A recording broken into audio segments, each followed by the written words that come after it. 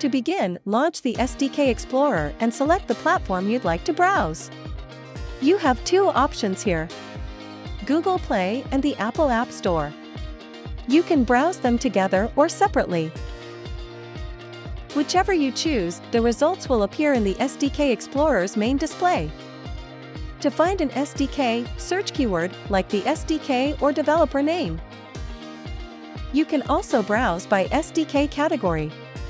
Click the categories of interest to see matching SDKs.